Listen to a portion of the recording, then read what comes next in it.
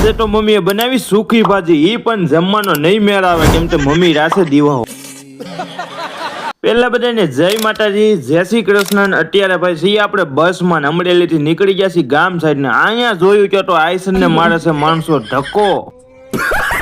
પછી તો ભાઈ બસે કાપી રિક્ષાની સાઈડ ને આવી ગયું સલાડા ને આમ જો અહીં પડી છે 108 ને. પછી ભાઈ ઉપડી પાછી બસ પેસેન્જર ભરીને મેં બસ વાળાને પહેલા જ કહી દીધું હતું ભાઈ તું બસ ગાયગા આગજે ભાઈ, મને લાગી છે ભૂખ.